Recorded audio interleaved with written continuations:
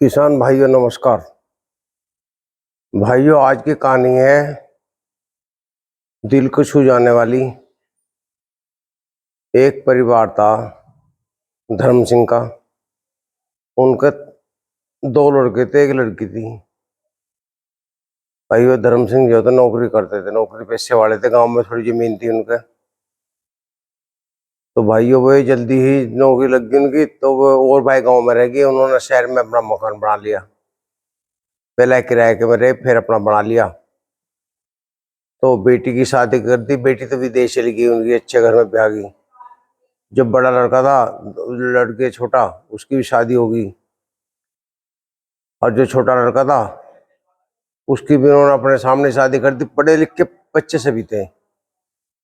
तो वह उनका गाड़ी का एक्सीडेंट हो गया। उनकी घरवाली एक्सीडेंट में गुजर गई। लेकिन 2-3 दिन बाद गुजरी। वो बड़ी सेवा करी बेचारा ने अस्पताल में। वो बेचारा धर्म सिंह जो था बड़ा उदास हुआ, सब बड़ा दुख हुआ कि मेरा क्या होगा, ये होगा वो होगा। उन्होंने कहा मुझे छोटे बेटे पे बड़ा ध्यान विश्वास है, ये तुम्हें रखेगा। तो कोई बात नहीं, वो बेचारी गुजर गई। उसका दाह संस्कार हो गया। बालकों के ब्याह हो ही गए थे। लड़की भी रो पीट के अपने विदेश चली गई। बड़ा लड़का भी अपनी गृहस्थी में था। बड़ा लड़का अम्बाड़े रहने लगा। छोटे वाला मेरठ में रह रहा था, अपने पिताजी को साथ रखता था। तो उनकी भाइयों बुजुर्ग थे, रिटायर हो गए थे। उनकी जब पेट में गड़बड़ होगी, उनका किडनी गड़बड़ होगी। काफी इलाज कराया। वह बुढ़ापा था, जब 80 साल की उम्र हो जा फिर तो शरीर बेकार हो जा। 10 वर्ष हो गए थे, घरवाले गुजरे को बेचारे परेशान रहते थे। घूमने फिर रात को जो थे उन्हें टॉयलेट करने की आदत थी। कई बार कपड़ों में पेशाब निकल जाता था। तो भाई ये बहू बहुत चिल्लाती थी, ये सड़ाद मेरे यहाँ गिर दी, वो कर दिया वो कर दिया, बड़ा रखता था। तो दोनों भाई 6-6 महीने रखते थे उन्हें। अब 6 महीने ज्यादा हो गए थे। बड़े वाले ने बात ही करनी बंद कर दी थी। छोटे की जिम्मे थे। छोटा भी परेशान था। छोटा वाला बैंक में मैनेजर था। तो भाइयों उधर बेचारा वो सुबह की जहाँ आँख खुली, उसका टॉयलेट कपड़ों में निकल गया उसके पिताजी का। उसे बड़ी शर्म सी आई बेचारे को। उसने कपड़े इकट्ठे करके बाथरूम में ले गए धोने के लिए। बहू ने चिल्लाना शुरू कर दिया, ये है उसे बड़ी चिंता टेंशन हुई आदमी को, क्या करे बेचारा जो लमड़ा था। तो वो अपना नाश्ता करके ऑफिस में चला गया। वहाँ इंटरव्यू चल रहे थे। वो बैंक में मैनेजर था। तो वहाँ इंटरव्यू चल रहे थे। वहाँ एक उसको स्कूल का दोस्त मिल गया, इंटरव्यू देना आया था। उन्होंने कहा भाई तू कैसे? नु कैसा मेरा इंटरव्यू है। नु कहा, अच्छा। तो इंटरव्यू बड़ा अच्छा दिया, उसका सिलेक्शन हो गया। सिलेक्शन होने के बाद में वो 2 दिन पीछे आया कि मुझे सर 2 दिन की छुट्टी चाहिए। क्योंकि छुट्टी क्या करेगा? क्योंकि मेरी मम्मी है, इसे मैं भाई के पास लेके जा रहा हूँ दिल्ली ना, अम्बाड़े। नो क्यों? नु मेरा भाई है वहाँ से, मम्मी वहाँ कुछ दिन रहने को कह रही है। नुको तो एक काम करना, मेरी पिताजी भी जाना चाह रहे हैं वहाँ अम्बाड़े में, बड़े बड़े भाई हैं, उन्हें भी लेते जाने को। बिल्कुल जाऊँगा, बहुत अच्छा रहेगा। तो भाइयों वो अपना उन्हें लेकर वो स्टेशन पर पहुँच गया। उनकी वो कहना है तुम्हारी माँ का, को वो बैठी। वो माँ बहुत कमजोर थी बेचारी। उन्होंने नमस्ते करी।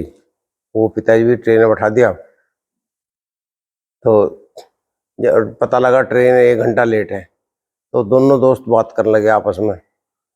कहने लगा भाई कैसा है, मम्मी जा रही है? उन्होंने कहा भाई मम्मी जो है भाई के पास जा रही, इच्छा है इनकी, लेकिन मैं अपनी माँ को अपने से अलग नहीं करता। जब एक्सीडेंट हो गया था तो मेरे पिताजी गुजर गए थे, तब मम्मी का मेरे साथ ही रही है। मैंने अपनी नौकरी भी छोड़ दी।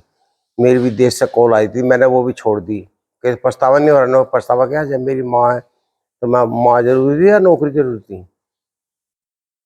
तो उसे झटका लगा लड़के को। बड़ा महसूस हुआ यार, तू अपने पिताजी को छोड़ने जा रहा है, बहुत समझ रहा है, देखो कितने माँ के लिए वो करा। और माँ ने भी मरते वक्त ये कहा था कि मुझे छोटे बेटे पे विश्वास है, बढ़ेगा तो मैं कह नहीं सकती, तुम्हारा सहारा देगा। तो उस पर बहुत जोर पड़ा।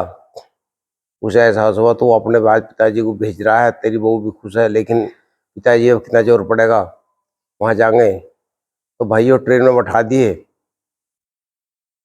तो उन्हें बड़ा दुख हुआ, जो वो सोच तो चलाया। उनने फिर फ्लाइट पकड़ी, वो तुरंत अम्बाड़ा पहुंच गया।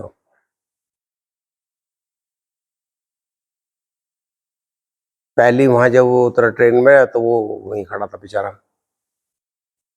उसने वहां पूछी तुम कैसे, ने कहा भाई मैं पापा को वापस ले जा रहा हूँ। वो अपने पापा को वापस ले रहा हूँ, पापा चलो घर। कहने लगे, क्या बात होगी? नो कुछ नहीं, मैं अब अपने साथ रखूंगा। बड़े भाई ने मना कर दी, तो वो घर लाया अपने पिताजी को। घर वाले ने कुआड़ खोल रखा, घर वाले का माथा ठनक गया, कहीं तो वापस ले आए ना फिर आप तू मेरी जान को। तो पिताजी को कमरे में लुटा दिया। उसके जब दोनों बालक के बड़े खुशी, दादाजी आ गए, दादाजी आ गए, दादा ने कोड़ी भर ली उनकी। और वो घर वाली कहने लगी, अलग बुलाकर, क्यों ले आए रे? उसने कहा, आप दो ही रास्ते हैं, पिताजी मेरे साथ रहेंगे, आज मैं जो भी हूँ इन्हीं की देन हूँ। तुम्हारे लिए दो ही ऑप्शन है, या तो यहाँ रह लो चुपचाप, या अपने घर निकल जाओ। उसके घर वाले हक्की बक्के रहेगी सुन के। तो उसके पिताजी ने ये बात सुन ली, पिताजी की भी आंख भर आई सुनकर कि भाई ये है मेरा असली बेटा, आज ने सही फैसला लिया। तो भाइयों, माँ बाप की सेवा भी करना बहुत जरूरी है। तो आजकल क्या है, लड़के दो हो या चारों, सब माँ बाप बोझ दिखाई देने लगते हैं। उनका कई दिन बड़ा मुश्किल लगता है, उनके सब एहसान भूल जाते हैं। वो क्या एहसान करते हैं अपने बच्चों को पालने में, पढ़ाने में, शिक्षा देने में, उनकी नौकरी लगवाने में। जब तक उनका हाथ में चलते हैं पूरी मेहनत करते हैं, उसके बाद में भी बेसहारा हो जाते हैं। तो फर्ज ये है बच्चों का भी, माँ बाप को भूलना नहीं चाहिए, उनकी मदद करनी चाहिए भाइयों। मेरा तो ये कहना है कि अपने माँ बाप का एहसान मानो, उन्हें ये ताने मत दो बिल्कुल भी कि तुमने क्या किया हमारे लिए। ऐसा कुछ नहीं, सब कुछ करते हैं। हम इतने बड़े ऐसे नहीं हो गए, हमें माँ बाप ने पढ़ा है तभी तो हम इतने बड़े हुए हैं। हमारे पोते पोतियां अगर हम इनको नहीं पालेंगे, इनकी देखभाल नहीं करेंगे, तो इनका क्या भविष्य होगा? ये तो भटक जाएंगे। बच्चों को सही रास्ते पे लाने का फर्ज जो है, काम है, माँ बाप का होता है। अगर हम सही निकल गए तो हमारे माँ बाप ने सही शिक्षा दी है, अगर हम भटक गए तो माँ बाप ने गलत शिक्षा दी है, इसका मतलब। तो भाई मेरी बात पर गौर करना। वीडियो अच्छी लगी हो तो लाइक कर देना। नमस्कार।